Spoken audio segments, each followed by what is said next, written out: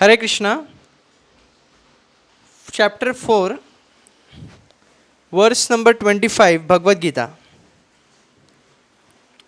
So before that, just trying to rewind what we have done till now is like,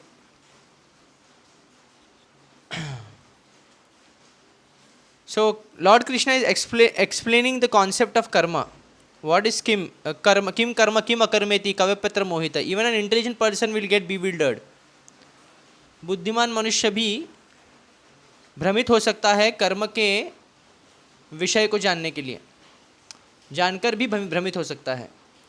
तो कर्म को ज्ञान स्तर पर जानने के लिए भगवान कृष्ण ने ज्ञान स्तर पर कर्म को, अंडरस्टैंडिंग कर्म ऑन द प्लेटफॉर्म ऑफ ज्ञान, तो भगवान एक्सप्लेन कर रहे कर्म क्या है, अकर्म क्या है, विकर्म क्या है।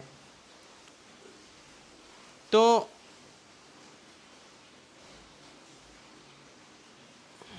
जिसको ज्ञान है ना शास्त्र का, उसके अपने अस्तित्व का ज्ञान है और शरीर के स्तर पर कार्य नहीं करता है, उस पर कर्म फल का लागू नहीं होता है। जिस प्रकार सन्यासी कर्म त्याग करके कर्म फल से बचना चाहता है, उसी प्रकार एक संसार में रहने वाला जीव भी संसार में कार्य करने वाला गृहस्थ है, पर संसारी कार्य में लगा हुआ है, पर फल में आश्रित नहीं है।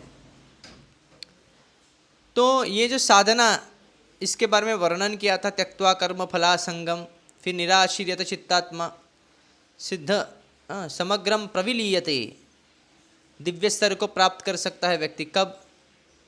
जब वो कर्म फल से आसक्त नहीं है। देन यज्ञ के बारे में विषय में भगवान कहते हैं, क्योंकि ऐसा कर्म जिसमें फल की आसक्त, कर्तव्य सोच के जब कार्य किया जाता है और भगवान के लिए जब कार्य किया जाता है तो यज्ञ कहलाता है। Yajna in spiritual consciousness leads to spiritual goal. अगर कर्मकांड के मत से यज्ञ कोई करता है तो अर्थात वह स्वर्ग आदि लोकों में प्रवेश करता है, पर अगर कोई यज्ञ आध्यात्मिक लक्ष्य को प्राप्त करने के लिए जब यज्ञ करता है तब उसको आध्यात्मिक गति प्राप्त होती है। तो इसलिए आध्यात्मिक दृष्टि से अगर कोई यज्ञ करता है तो यज्ञ करने वाला व्यक्ति, आहुति डालने वाला जो स्पून है उसे भी, वो भी, जो अग्नि है वो भी, यज्ञ कुंड वो भी है, सब कुछ ब्रह्म है। और ऐसा यज्ञ करने से जो गंतव्य भी है वो भी ब्रह्म ही है। ब्रह्मार्पणम ब्रह्म हविर ब्रह्माग्नो ब्रह्मणा होतम ब्रह्मैव तेन गंतव्यम ब्रह्म कर्म समाधिना।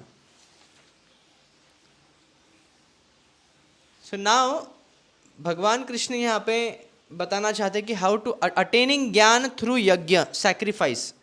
कर्म के माध्यम से ज्ञान स्तर पर व्यक्ति कैसे जाता है। देखिए, पहला स्टेज होता है कर्म का, पहला व्यक्ति कर्मी होता है, फिर उसके बाद कर्म योगी बनता है, फिर उसके बाद ज्ञानी या फिर ज्ञान योगी, फिर ध्यान योगी और फिर देन भक्ति योगी। ऐसा लैडर है।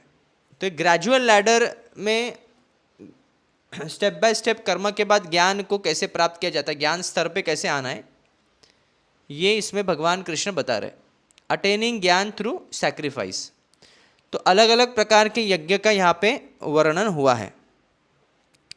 तो let's move on to verse 4.25।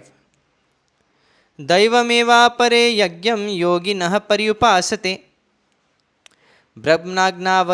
ब्रह्माज्ञाव अपरे यज्ञं यज्ञेनैव उपजुह्वति। Some yogis perfectly worship the demigods by offering different sacrifices to them, and some offer sacrifices in the fire of the Supreme Brahman. Purport by Srila Prabhupada: as described above, a person engaged in discharging duties in Krishna consciousness is also called a perfect yogi or a first class mystic. भगवान कृष्ण भावनावृत में जो है उसे first class योगी कहा है। ये 6वें अध्याय के आखिरी श्लोक में भी लिखा है, योगी नाम अपि सर्वेशाम। सभी योगी में श्रेष्ठ कौन है? जो भगवान कृष्ण का भक्त है। But there are others also, और भी ऐसे कोई है, योगी लोग हैं या फिर साधक हैं, who perform similar sacrifices in the worship of demigods, जो देवता की आराधना करते हैं। Still others who sacrifices to the supreme Brahman, जो ब्रह्म ज्योति में लीन होने के लिए यज्ञ करते हैं, और the impersonal feature of the supreme Lord. So there are different kinds of sacrifice in terms of different categories. Such different categories of sacrifices by different types of performers only superficially demark varieties of sacrifice.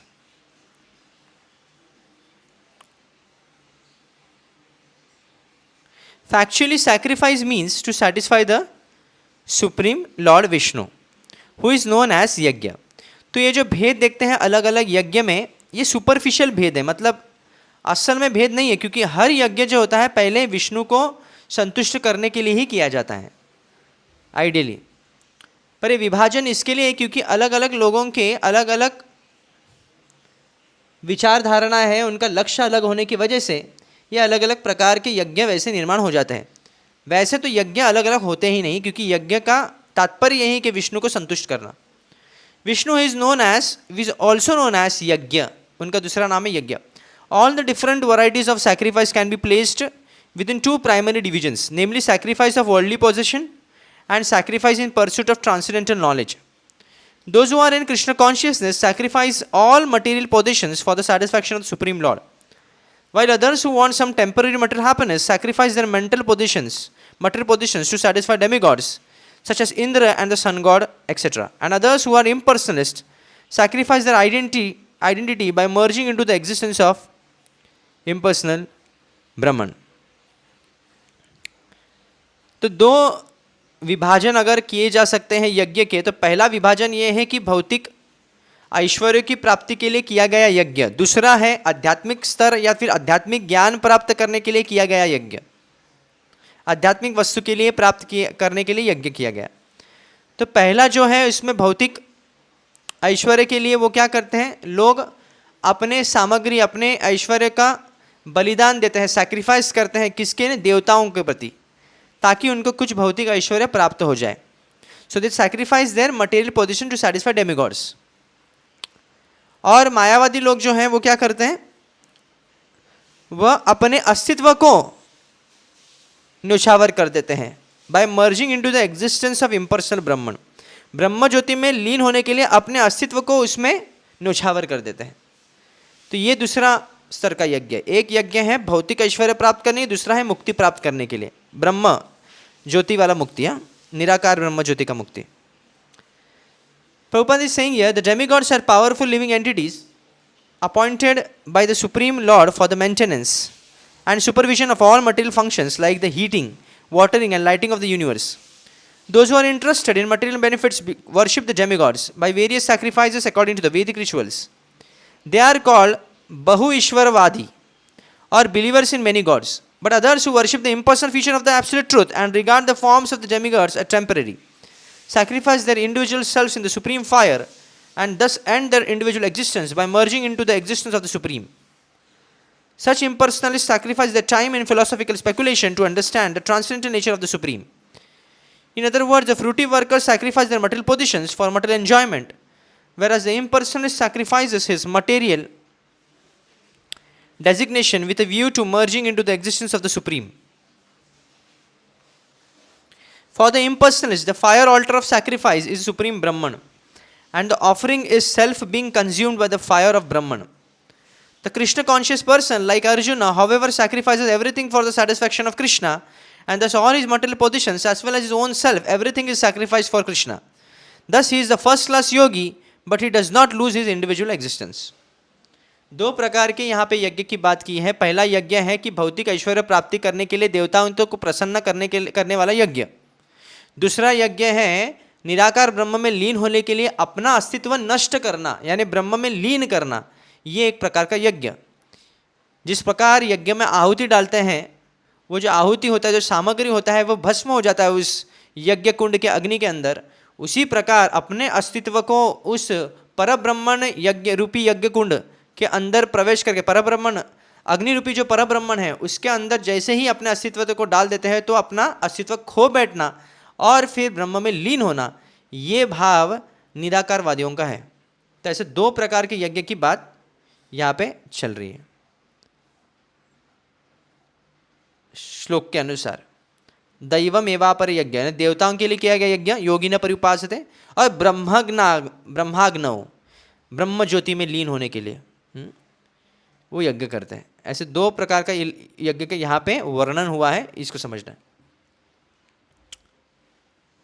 Sridhar Swami says that those yajnas in which demigods like Indra, Varuna are worshipped are called Daiva Yajna.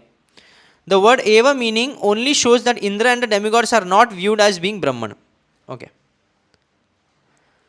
Keshava Kashmiri says that to show the superiority of this yajna over all others, Lord Krishna presents various types of yajnas by different yogis or those striving to have their individual consciousness merging into the Brahma Jyoti. So here worship of the demigods such as Indra and Surya for the desire of material results is done by yogis of little knowledge. Others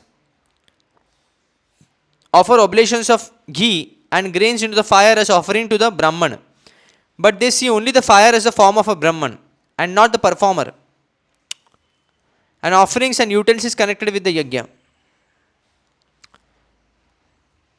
This shows that these yogis are on a lower platform than those yogis referred to in the previous verse who see everything connected to the act of yajna as a part of Brahman. यानी पहला 23rd वर्ष में जो लिखा है ब्रह्मांड परम ब्रह्म हविर ब्रह्माग्नो ब्रह्मण होतम ब्रह्मैव तेन गंतव्यम ब्रह्म कर्म समाधिना, कि सब कुछ को ब्रह्म देखना।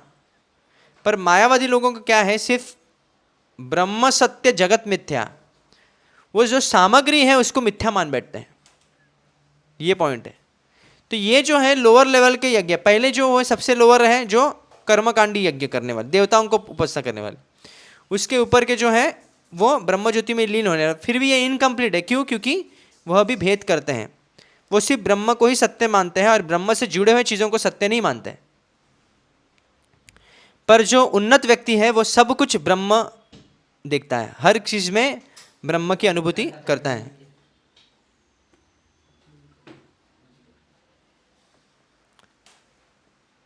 Next verse,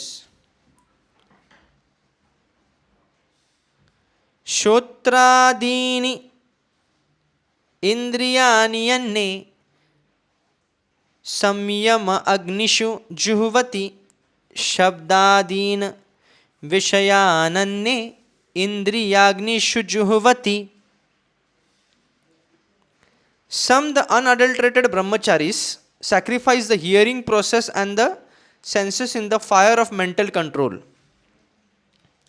and others, the regulated householders, sacrifices the object of the senses in the fire of the senses.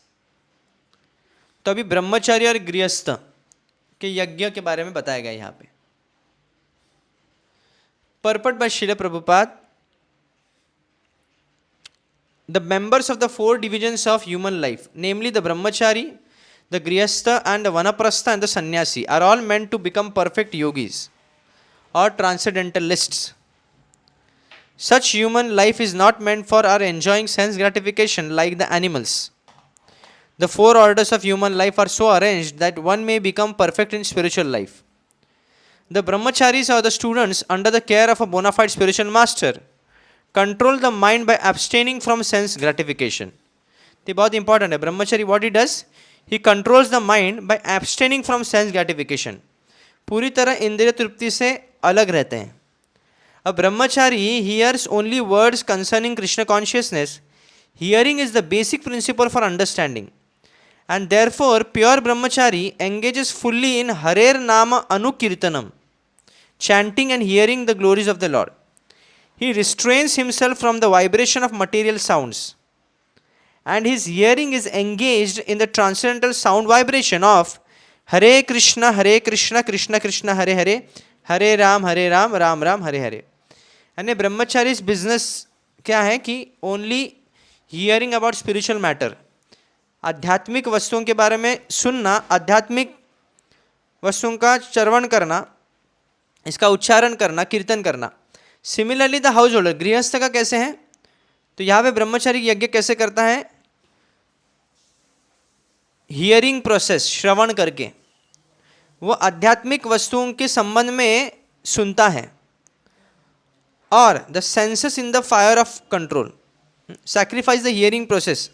वो सैक्रिफाइस क्या करता है, अपने कान को, अपने इंद्रियों को, senses in the fire of mental control. तो when he avoid sense gratification, जब वो इंद्रिय में संयम करते हैं, तो ये यज्ञ की भांति ही है। और गृहस्थ लोग कैसे करते हैं, यहाँ पे लिखा है similarly the house holders who have some license for sense gratification perform such acts with great restraint. Sex life, intoxication, and meat eating are general tendencies of human society. But a regulated householder does not indulge in unrestricted sex life or and other sense gratification. Marriage on the principle of religious life is therefore current in all civilized human society because that is the way of a restricted sex life. This restricted unattached sex life is also a kind of yajna because the restricted householder sacrifices his general tendency towards sense gratification for higher transcendental life. यानी इंद्र तृप्ति की अभिलाषा सब में होती है. ब्रह्मचारी जो होता है पूरी तरह इंद्रियों में संयम रख के यज्ञ करता है और गृहस्थ जो है इंद्रिय तुष्टि सीमित मात्रा में करके यज्ञ करता है, यानी विवाह कर कर. तो विवाह करना एक यज्ञ माना गया है गृहस्थ के लिए. तो यहाँ पे अपने इंद्रियों को इंद्रिय तृप्ति, यहाँ पे लिखा है the object of the senses in the fire of the senses. तो विषय वस्तु ही sacrifice the object of the senses, विषय वस्तु को त्याग करते हैं. कैसे त्याग करते हैं? सीमित इंद्रिय तृप्ति को स्वीकार कर गृहस्थ. और ब्रह्मचारी कैसे करते हैं? By senses in the fire of mental control. अपने मन पर संयम रखें, अपने मन पर पूरा कंट्रोल रखें, इंद्रिय तृप्ति पर पूरी तरह दमन करते हुए अपने ब्रह्मचारी जो है यज्ञ. तो अलग अलग प्रकार के यज्ञ, एक तो ब्रह्मचारी का यज्ञ अलग है, गृहस्थ का यज्ञ अलग है.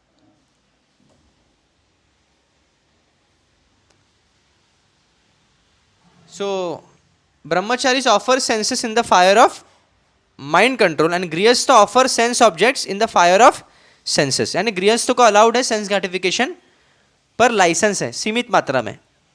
And brahmacharis is completely banned from sense gratification. Okay, specially sexual life. Okay, so here we complete अभी तक हम लोग ने पहले 2 यज्ञ बताएं. एक ब्रह्मार्पणम ब्रह्म हविर, ये जो यज्ञ बताया ये तो एक्चुअल यज्ञ के बारे में था. यज्ञ कुंड, अग्नि, फिर जो यज्ञ होता है और फिर उसके बाद जो आहुति डालते हैं उसके बारे में वर्णन था. सब कुछ ब्रह्म है और गंतव्य भी ब्रह्म है. उसके बाद इम्पर्सनल कर्मकांडी जो यज्ञ करते हैं देवताओं की उपासना के लिए, ऐश्वर्य प्राप्त करने के लिए, वो ये यज्ञ बताया. फिर तीसरा उसके बाद बताया तो पहला हम इस वक्त demigod worship is the first यज्ञ जो कर्मयोगी करते हैं. और फिर निराकार ब्रह्म की उपासना करने वाले ज्ञान योगी, ये दूसरे प्रकार का यज्ञ है. तीसरा है ब्रह्मचारी जो अपने मन पर संयम करते हैं, माइंड कंट्रोल, ये तीसरा यज्ञ है. चौथा है सेंस एंजॉयमेंट, इंद्रिय तृप्ति करना जो कि सीमित मात्रा में, ये गृहस्थ करते हैं. And now next 27th verse. सर्वेंद्रिय कर्माणि प्राण कर्माणि चापरे आत्मसंयम्य योगाग्नौ जुह्वति ज्ञान दीपिते. Others who are interested in achieving self-realization through control of the mind and senses offer the functions of all the senses. Others who are interested in achieving self-realization through control of the mind and senses offer the function of all the senses and of the life breath and a pranvayu as oblations into the fire of the controlled mind. तो next type of यज्ञ है self control, जो followers of Patanjali योग system करते हैं. जो पतंजलि के अनुयायी जो हैं पतंजलि ऋषि के अनुयायी जो हैं वो इस सिस्टम को पालन करते हैं. Who offer the functions of the senses and life here, प्राणवायु किसमें? In the fire of self control, अपनी इंद्रियों को संयम रखते हैं. So purport by Srila Prabhupada, the yoga system conceived by Patanjali is referred to herein. In the Yoga Sutra of Patanjali, the soul is called Pratyagatma and Paragatma. As long as the soul is attached to sense enjoyment, it is called Paragatma. But as soon as the same soul becomes detached from such sense enjoyment, it is called Pratyagatma. यानी विरक्त आत्मा को कहते हैं प्रत्यगात्मा और जो इंद्रिय तृप्ति में लगी हुई आत्मा है उसे कहते हैं परागात्मा. The soul is subjected to the function of 10 kinds of airs at work within the body. And this is perceived through the breathing system. The Patanjali system of yoga instructs on one how to control the function of the body's air in a technical manner so that ultimately all the functions of the air within become favorable for purifying the soul of material attachment. यानी आत्मा को भुक्ति से आसक्त जो आत्मा है उसको विरक्त करने के लिए एक टेक्निकल प्रक्रिया जिसमें वायु का नियंत्रण, शरीर के अंदर के जो वायु है उसको नियंत्रण करने से कैसे आत्मा को शुद्ध किया जाता है, ये पतंजलि योग पद्धति बताती है। अकॉर्डिंग टू दिस योग सिस्टम, प्रत्येक आत्मा इज द अल्टीमेट गोल। आत्मा को विरक्त करना यही लक्ष्य है। दिस प्रत्येक आत्मा is withdrawn from activities in matter.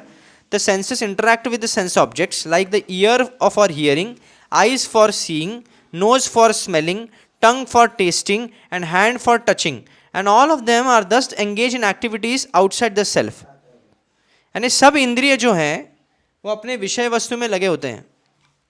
Okay, आँखों को सुंदर रूप देखना है, कानों को मधुर ध्वनि सुननी है, त्वचा जो है स्पर्श इंद्रिया स्पर्श करना है, और जो जीवा है जिसको अच्छे अच्छे व्यंजन टेस्ट करना है। तो ये सब जो है ये इंद्रिय विषयों के प्रति आसक्त होते हैं। तो इनको अलग कैसे करना है, ये टेक्निकल सिस्टम जो है ये पतंजलि का योग पद्धति। तो they are called the functions of the prana vayu. ये सब जो फंक्शन किसके, प्राण वायु के हैं। ओके, अलग अलग प्रकार के वायु हैं। द अपान वायु goes downwards, the vyana vayu acts to shrink and expand, the samana vayu adjust equilibrium, यानी बैलेंस करता है शरीर को, शरीर के अंदर की प्रक्रियाओं को। और udana vayu goes upwards, and when one is enlightened one engages all these in searching for self realisation. सभी वायुओं को वो प्रयोग ऐसा कर लेता है कि वो आध्यात्मिक प्रगति करवा ले उनसे, यानी आत्मा को फेवरेबल स्थिति ला के देता है जिससे वो आत्मा शुद्ध हो जाए। यानी इंद्रियों पर जब प्राणायाम करता है, इंद्रिय निग्रह करके और यम नियम पालन करके, आसन करके जब प्राणायाम में ध्यान लगाता है तो पूरी तरह विषय वस्तु से अनासक्त होने का पूरा प्रयास करता है। ऐसे करते करते फिर इसको जो सक्सेस मिलता है, फिर धारणा के स्तर पे आता है, फिर ध्यान के स्तर पे आता है, फिर द लास्ट ही लेड टू समाधि। तो ये योगियों की पद्धति है यज्ञ करने की। योगी लोग कर्मकांड जैसे यज्ञ नहीं करेंगे। तो this is the way they perform their own यज्ञ बाय सेल्फ कंट्रोल करके। So here not much I am going to talk about the Acharya's commentary. Okay, it is almost similar what Prabhupada is writing. So I am not going to repeat it. Okay, next is 28th verse. So अभी 27th verse हुआ जो योगियों की यज्ञ करने की पद्धति बताए।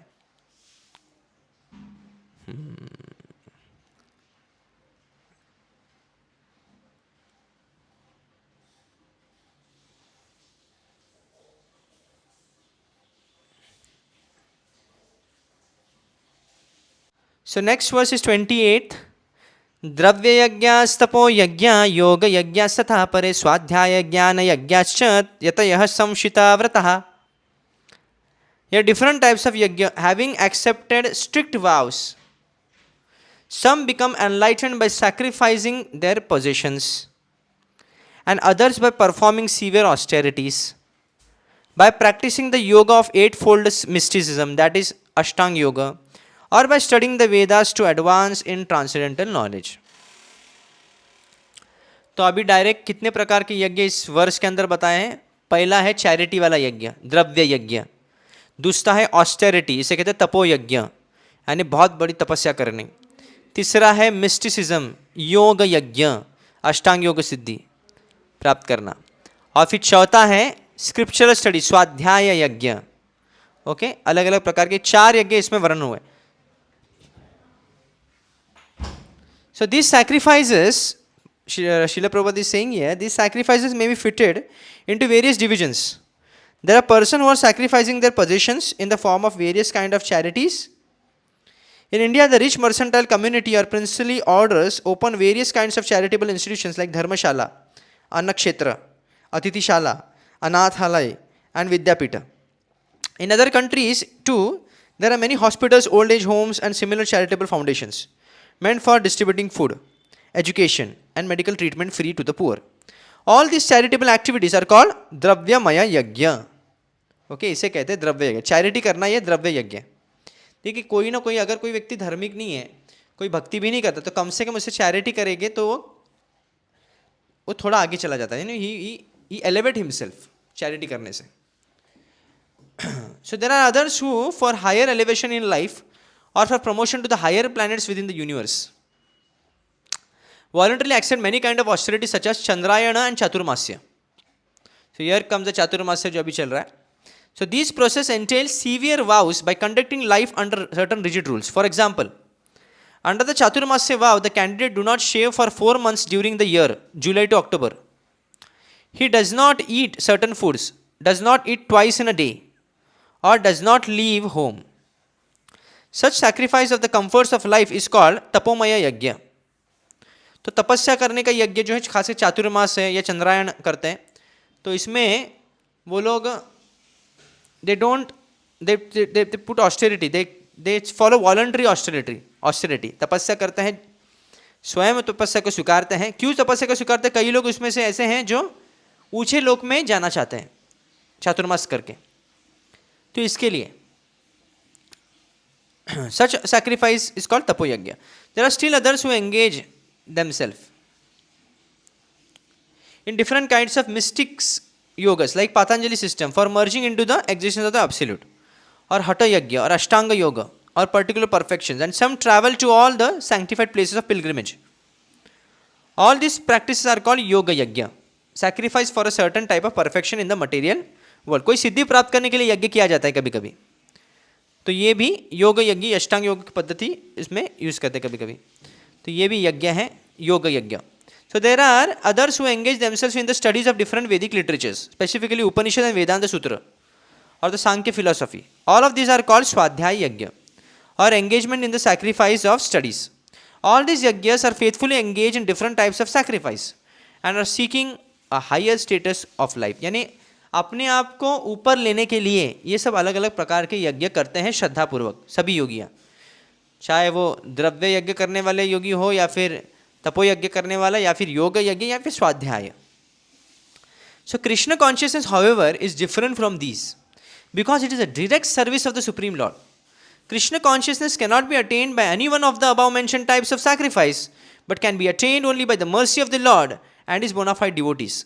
Therefore Krishna consciousness is transcendental. ये सब कुछ भौतिक धरोतल पर आ जाता है. ये सभी यज्ञ जो है फाइनली इट इज़ मटेरियल, ये मटेरियल मेथड्स ही है.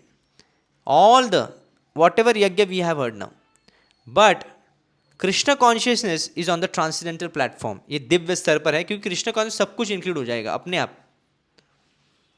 व्यक्ति स्वाध्याय भी करेगा कृष्ण के लिए, कृष्ण के बारे में भागवतम पढ़ेगा, योग यज्ञ ध्यान भी लगाएगा कृष्ण के ऊपर, तपस्या भी एकादशी वगैरह कृष्ण के लिए करेगा, दान भी करेगा कृष्ण की सेवा के लिए.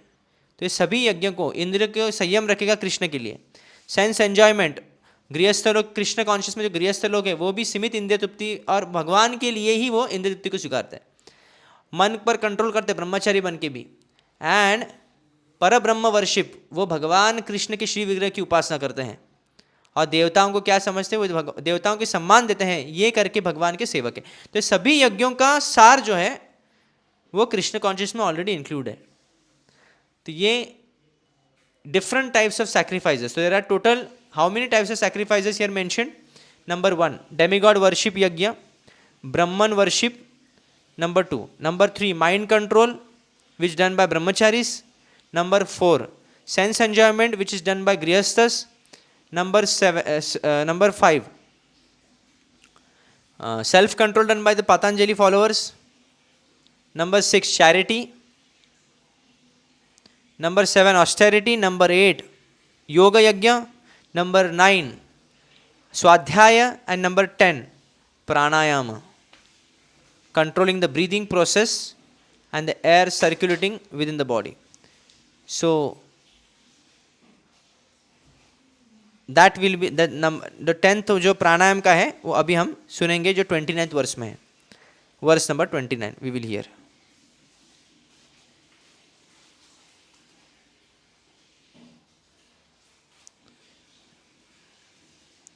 अपाने जुह्वति प्राणम प्राणे पानम तथा परे प्राणापान गतिरुद्ध्वा प्राणायाम परायणः अपरे नियताहारः प्राणां प्राणेषु जुह्वति.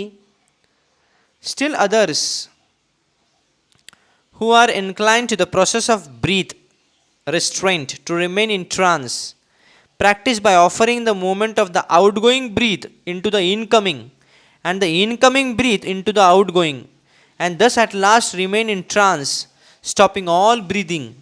Others, curtailing the eating process, offer the outgoing breath into itself as a sacrifice. Purport by Srila Prabhupada. The system of yoga for controlling the breathing process is called pranayama, and in the beginning it is practiced in the Hatha Yoga system through different sitting postures. All of these processes are recommended for controlling the senses and for advancement in spiritual realization. This practice involves controlling the airs within the body so as to reverse the direction of their passage. The apana air goes downward and the prana air goes up. The pranayama yogi practices breathing the opposite way until the currents are neutralized into पूरक equilibrium. यानी पूरा जो normal flow है उसको उल्टा करना, and जिस प्रकार ऊपर की तरफ जा रहा है उसको इक्विलिब्रियम मतलब बैलेंस में लाना. तो ये जो टेक्निकल है ये तब तक आपको नहीं समझे तब तक इस प्रैक्टिस ये हम लोग क्योंकि इस मेथड को हम लोग एज सच प्रैक्टिस नहीं करते. तो पूरक का मतलब प्रोलॉन्ग्ड इनहेलेशन, इसे कहते हैं पूरक. ब्रीदिंग कंट्रोल से आप क्या करते हैं, सांस एकदम खींच के लेते हैं, हाँ बहुत लॉन्ग एकदम सांस लेते हैं.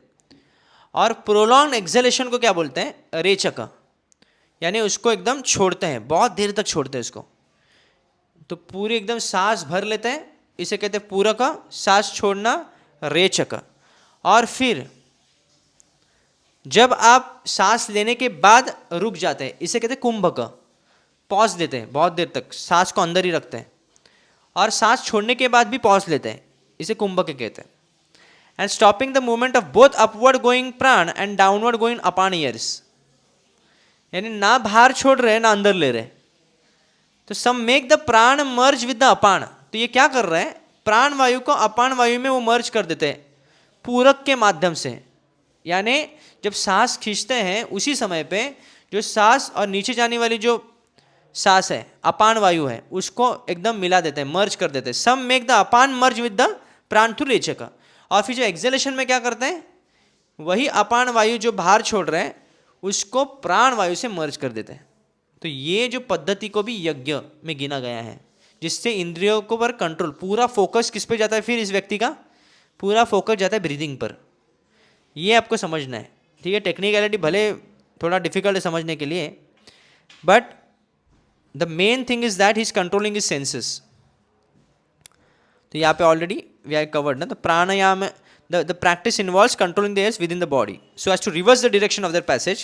The apan air goes downward, the prana air goes up. The pranayama yogi practices breathing the opposite way until the currents are neutralized into puraka equilibrium. Offering the exhalation breath into the inhaled breath is called rechaka. When both air currents are completely stopped, one is said to be the kumbhaka yoga. By practice of kumbhaka yoga, one can increase the duration of life for perfection in self realization. देखिए इससे आपकी life बढ़ती है प्राणायाम करने से. ये है reality है, क्योंकि जितने सांस आप गवाते हैं उतना आयु खत्म होता है, उतना आयु समाप्त होता है. तो जब आप सांस को बचा के रहते हैं, अपने श्वास को कंट्रोल रखते हैं, तो अपना उतना आयु भी बढ़ता है. इसलिए योगियों का आयु क्यों, क्योंकि ये प्राणायाम का प्रैक्टिस बहुत करते हैं. So the intelligent Yogi is interested in attaining perfection in one life without waiting for the next life. इसलिए आपने क्यों उनको आयु ज़्यादा चाहिए, क्योंकि उनको तपस्या को पूरी करनी है. क्योंकि एक आयु कभी कभी 50 साल या 50 में से 20-30 साल में परफॉर्म नहीं कर पाते अपने योग को. For by practising kumbhaka yoga the yogis increase the duration of life by many years. A Krishna conscious person however being always situated in the transcendental loving service of the Lord automatically becomes the control of the senses. His senses being always engaged in the service of Krishna have no chance of becoming otherwise engaged. So at the end of life he is naturally transferred to the transcendental plane of Lord Krishna. Consequently, he makes no attempts to increase his longevity.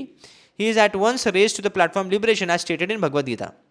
Mam cho vyabhicharena bhakti yogena sevate sagunan samati etan brahma bhuyaya kalpate. One who engages in unalloyed devotional service to the Lord transcends the modes of material nature and is immediately elevated to the spiritual platform. अव्यभिचारी भाव से भक्ति कोई करता है तो वह ब्रह्मभूत स्तर को प्राप्त करता है, भगवत प्राप्ति करता है. A Krishna conscious person begins from the transcendental stage and he is constantly in that consciousness. Therefore, there is no falling down, and ultimately he enters into the abode of the Lord without delay. The practice of reduced eating is automatically done when one eats only Krishna Prasadam, or food which is offered first to Lord.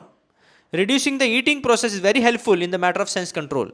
And without sense control, there is no possibility of getting out of the material entanglement. यानी कम खाना, जितना आवश्यकता है उतना ही भोजन लेना, कृष्ण को भोग लगाया हुआ भोजन को स्वीकारना. ओके, जस्ट बिकॉज कुछ अच्छा बनता है तो इस होटल में भी खाएंगे, उस होटल में, वो ठीक नहीं है. सो इंद्रिय तृप्ति का संबंध है भोजन से. जितना भोजन अधिक करते हैं उतना इंद्रिय जो है वो और विचलित होते हैं. तो जितना आवश्यकता है उतना भोजन करने से व्यक्ति अपने इंद्रियों पर संयम रख सकता है. तो ये जो विधि बताई है प्राणायाम की, पूरक, रेचक और कुंभक इसे कहते हैं. कुंभक यानी ब्रीथ को रोकना, पूरक यानी इनहेल करना, और रेचक यानी एक्सेल करना, लॉन्ग एक्सेलेशन, प्रोलॉन्ग एक्सेलेशन. तो ये प्राणायाम में आता है. तो अनुलोम विलोम भी कई बार इसको कहते हैं, अनुलोम विलोम कहते हैं. तो आपने ये सुनकर लगा रहेगा कि अरे हम भी अपने लाइफ को बढ़ाएं तो हम भी शुरू करें क्या प्राणायाम अभी से. कोई प्रॉब्लम नहीं अगर कोई करता है एक्सरसाइज के लिए, कोई थोड़ा फिट रहने के लिए, बट अपनी आयु बढ़ाने के लिए एक्स्ट्रा करने की कुछ ज़्यादा ज़रूरत नहीं है. प्रभुपाद यहाँ पे कहते हैं वैसे ही जो गोल है, योगियों का गोल क्या है, ये प्राणवायु जो करके कि इंद्रियों पर संयम रखना, वो ऑटोमेटिकली कृष्ण भक्त करता है. और गंतव्य जो है भगवान उसको लेके जाते हैं. इतने तपस्या से, इतने सालों की तपस्या से योगी अपने स्थान को चुनता है, पर भगवान के जो भक्त हैं, भगवान के ऊपर निर्भर होने की वजह से भगवान उनको लेके जाते हैं धाम में.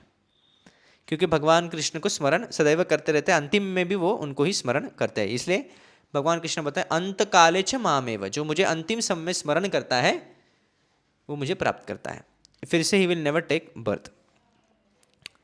सो डिफरेंट टाइप्स ऑफ यज्ञ, 10 प्रकार के यज्ञ की अभी चर्चा हुई. तो यहाँ पे विश्वनाथ, श्रील विश्वनाथ चक्रवर्ती Thakur,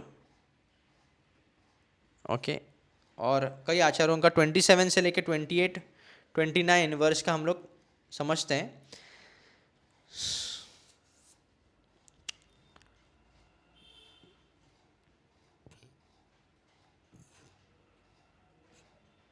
So there are different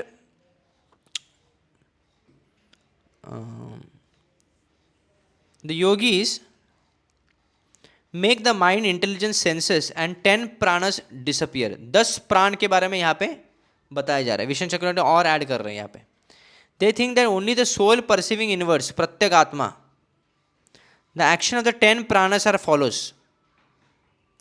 Prana, outward exhaling. Apana, downward. Samana, assimilates food and drink. Udana, leads upward and the Vyan is pervading, regulating the other pranas. Okay. Naga, governs belching or eructation. जो डकार आता है ना, ये नाग वायु है. और कुर्म, causes opening of the eyelids, आपकी आंखों को खोलता है कुर्म. और क्रिकर, कॉजेस स्नीजिंग एंड हंगर, छींक आती है ना या फिर भूख लगती है, ये क्रिकर. और Devadatta is cause yawning and sleep, जम्भाई लेते हैं और सोते हैं. फिर Dhananjaya, pervading the whole body, lingers after death, मृत्यु के बाद उसको श्रिंक करता है, कॉजिंग डिकम्पोजिशन, लेट डिकम्पोजिशन. तो ये किस में लिखा है, ये घेरांडा संहिता में लिखा हुआ, ये कोट किया है विश्वनाथ चक्रवर्ती ठाकुर जी ने. Madhvacharya says that it must be emphasized here that mere mechanical control of the senses will not bring the desired results. When the mind has achieved full knowledge, wisdom, then it is possible. Okay, सिर्फ ये करने से क्या बोलते हैं, technical करने से कुछ होने वाला नहीं, मन भी भगवान के प्रति लगना चाहिए. Keshav Kashmiri says in this way we offer all the senses such as seeing, hearing and all natural functions of the body such as speaking, eating, drinking and even breathing. Okay, as you offer the inhalation into exhalation or vice versa.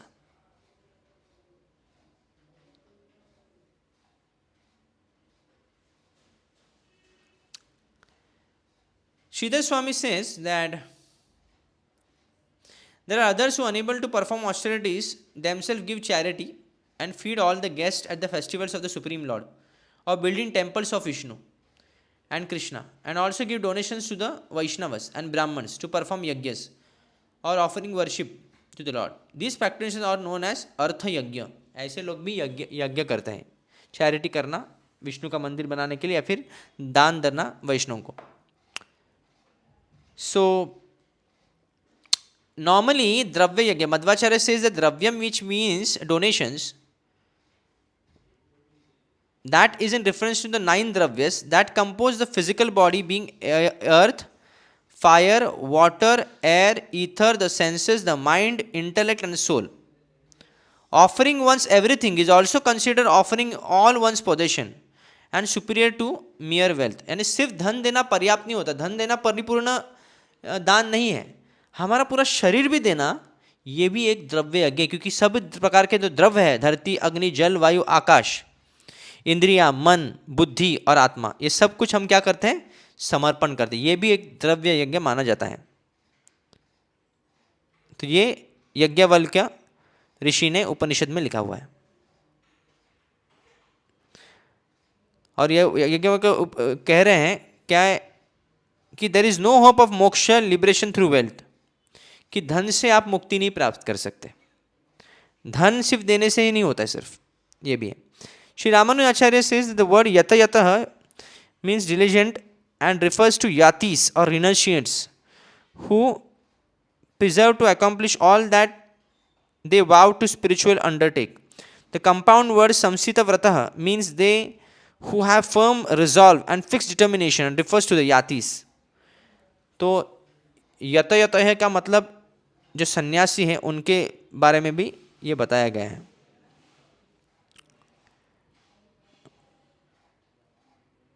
So we have completed the 29th verse.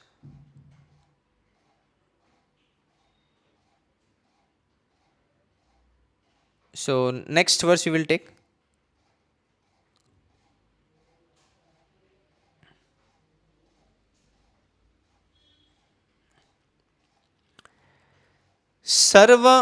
सर्वेऽपि यते यज्ञविदो यज्ञशपितकल्मषः यज्ञशिष्टामृतो भुजो यान्ति ब्रह्म सनातनम. Translation: all these performers who know the meaning of sacrifice become cleansed of sinful reaction and have tasted the nectar of the results of sacrifices, and they advanced towards the supreme eternal atmosphere. तो purpose of sacrifices क्या है कि पहले तो शुद्ध होना सभी पापों से, और फिर आध्यात्मिक गंतव्य को प्राप्त करना. तो ये इसका तो purport by Srila Prabhupada from the foregoing explanation of the different types of sacrifices, namely sacrifice of one's possession, study of the Vedas or philosophical doctrines, and performance of the yoga system, it is found that the common aim of all is to control the senses. सबका एक ही common M है, क्या है, इंद्रियों को संयम रखना. Sense gratification is the root cause of material existence. Therefore, unless until one is situated on a platform apart from sense gratification, there is no chance of being elevated to the eternal platform of full knowledge, full bliss and full life. This platform is in the eternal atmosphere or Brahman atmosphere. All the above mentioned sacrifices help one to become cleansed of the sinful reactions of material existence. By this advancement in life, not only does one become happy and opulent in this life, but also at the end he enters into the eternal kingdom of God, either merging into the impersonal Brahman or associating with the supreme personality of God and Krishna. तो दोनों स्तर का बताया है, इम्पर्सनलिस्ट और पर्सनलिस्ट, मायावादी लोग, ब्रह्मवादी लोगों के लिए भी और भगवान कृष्ण के अनुयायी उनके लिए भी. इंद्रियों का संयम रखना ये प्री रिक्विजिट कंडीशन है. बिना इंद्रियों को संयम रखते हुए आप कभी प्रगति नहीं कर सकते, आध्यात्मिक प्रगति. और सभी यज्ञ का वही सार है कि इंद्रियों को संयम रखना. Sri Ramanujaacharya here says, a person who does not, Keshav Kashmiri here says,